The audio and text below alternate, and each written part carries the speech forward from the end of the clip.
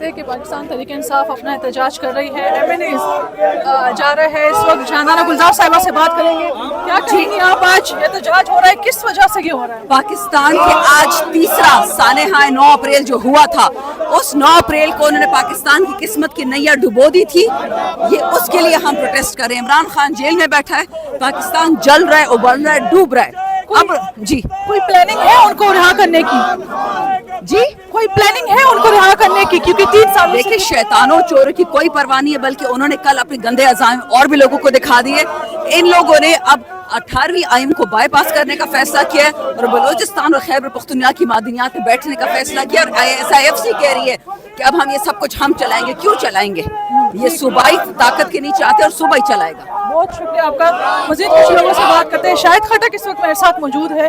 کہ یہ احتجاج کس وجہ سے ہو رہا ہے آپ کا؟ بسم اللہ الرحمن الرحیم. آج 9 اپریل کو یہاں پہ ایک رجیم چینج سازش کے تحت جس طریقے سے ایک اچھی بلی گورنمنٹ کو یہاں سے بیرونی سازش کے تحت رخصت کیا گیا اور ایک امپورٹڈ حکومت اس ملک کے اوپر مسلط کی گئی تھی، تو آج وہ دن ہے کہ جس دن کے اوپر ہمارے عمران خان صاحب کو بیدحل کیا گیا تھا اقتدار سے ایک بیرونی سازش کے تحت تھا. تو آج ہم یہ دہانی کے لیے یہاں پہ پروٹیسٹ کر رہے ہیں.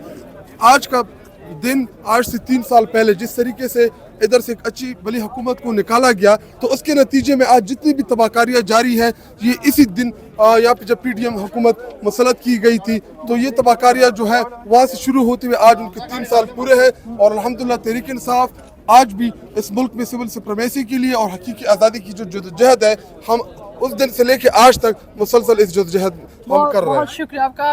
ایک طرف ہم دیکھ رہے ہیں کہ یہاں پر آپ دیکھ سکتے ہیں کہ پاکستان تحریک انصاف کی جتنی بھی MNAs ہیں جو احتجاج میں شامل تھے، وہ اب پریس کانفرنس کے لیے پریس روم میں چلے گئے. وہ آپ کو میں پریس کانفرنس دکھاتی ہوں. ہمارا دلیل لیڈر وزیر اعظم عمران خان صاحب پرائم منسٹر ہاؤس سے صرف اپنی ڈائری لے کے بنی گالا چلے گئے، اور وہاں پہ جو پاکستان کی عوام کا پھر اس کے بعد رد عمل دیکھنے کو آیا، وہ آپ نے بھی دیکھا. وہ ایک ایسی سونامی تھی جس نے بڑے بڑے برجوں کو، جس نے بڑے بڑے فرعونوں کو الٹ کے رکھ دیا، اور ان فرعونوں نے پھر سہارا لیا فارم 47 کا اس پارلیمنٹ میں مصنوعی طور پہ آنے کے لیے. 180 سیٹیں پاکستان تحریک انصاف نے جیتی، اور 8 فروری 2024 کو جب رات کو رزلٹ آنا شروع ہوا، تو صبح فجر کے ٹائم 9 فروری 2024 کو فارم 47 نمودار ہونے شروع ہوئے. اس وقت جو رجیم یہاں پہ بیٹھی ہے، اس کا آئینہ آپ کے سامنے پیش کرنا چاہتا ہوں مختصراً.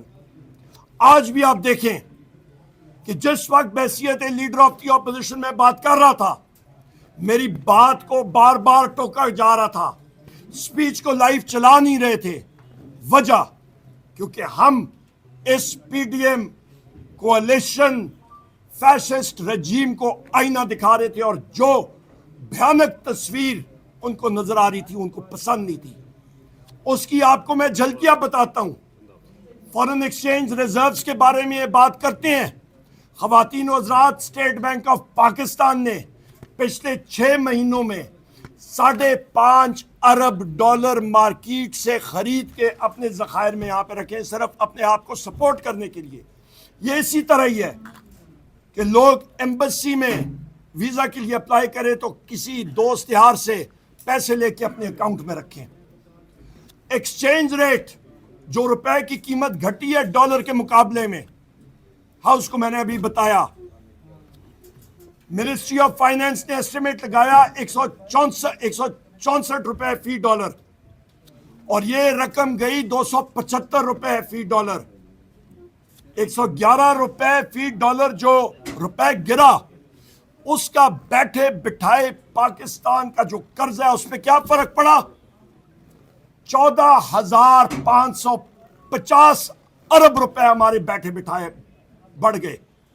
اور یہ رقم، خواتین و حضرات آپ کو بتاتا چلوں اس رقم کی ویلیو یہ کتنی بنتی ہے. یہ تقریباً آپ کا ملک کا تقریباً ایک پورا بجٹ بن جاتا ہے. اس کا مطلب کہ ان کی غلط پالیسیز کی وجہ سے پاکستان کی عوام کے اوپر 14,550 ارب روپے چڑھا. یہاں پہ شہباز شریف باجے بجا رہا ہے, ڈولکیاں بجا رہا ہے, تریاں بچا رہا ہے کہ ہم نے بجلی کا ریٹ کم کیا.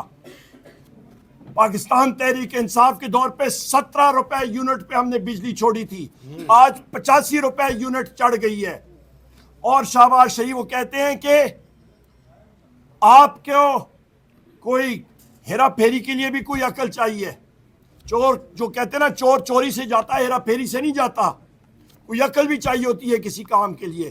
شہباز شریف خود اس نے اعتراف کیا کہ دنیا کی مارکیٹوں میں منڈیوں میں تیل کی قیمت کم ہوئی اور ہم نے پاکستان کے شہریوں کو وہ کم قیمت نہیں ٹرانسفر ہونے دی, اور وہ ہم لوگ کوشش کریں گے بجلی کو کم کرنے میں. نہیں ہونے والا. دنیا میں اسی جگہ پہ انویسٹمنٹ یا سرمایہ کاری ہوتی ہے جہاں پہ رول آف لا, آئین اور قانون کی پاسداری ہو.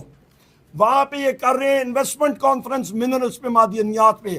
اور دوسری جگہ میرے عظیم قائد وزیر اعظم عمران خان صاحب کی ہمشیرہ گان کو اور ان کے پولیٹیکل ساتھیوں کو اور ان کے وکلاء کو ان سے اجازت نہیں ہے ملنے کی.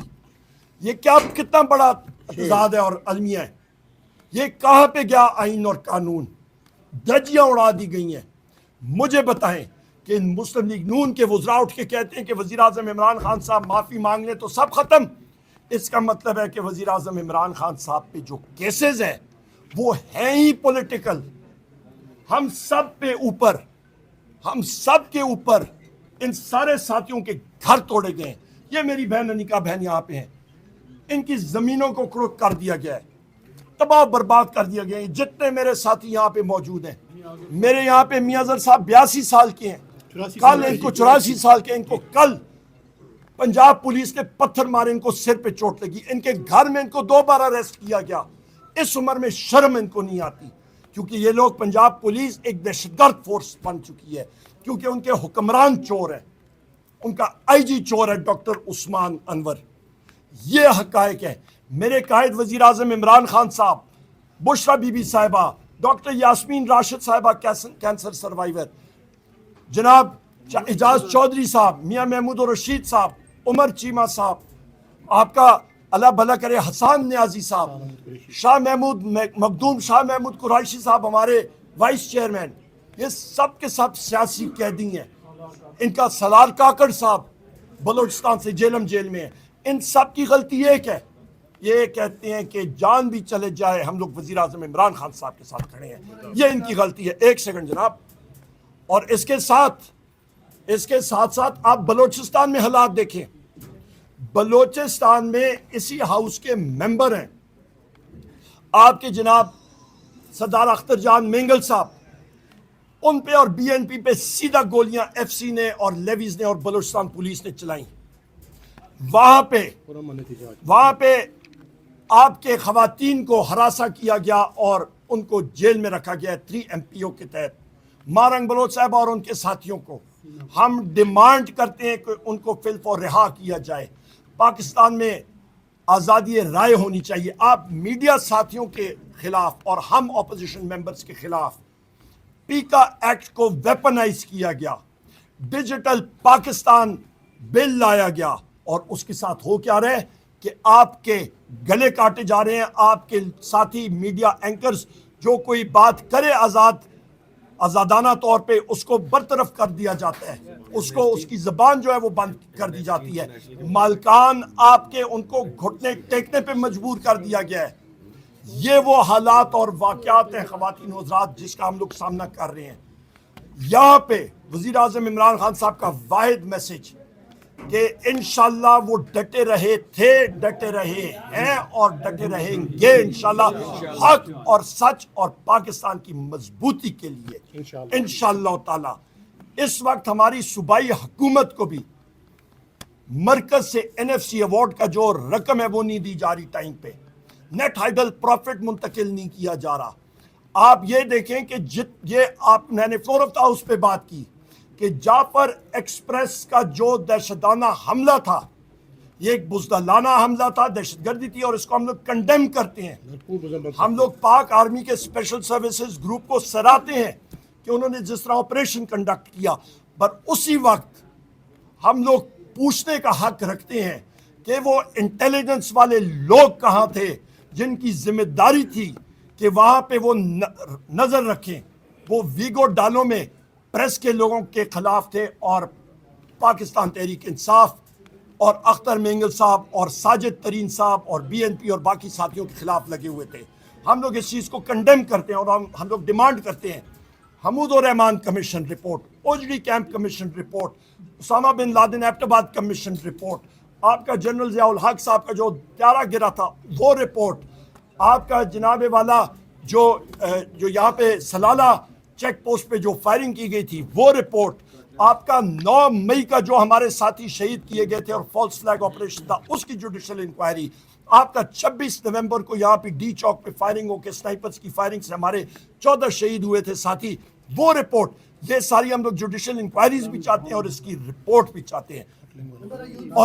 اور ایک سے کاٹلانگ کے ڈرون کا حملہ ہمارے ساتھی یہاں پہ موجود ہیں، وہ بھی انٹیلیجنس فیلئر تھا.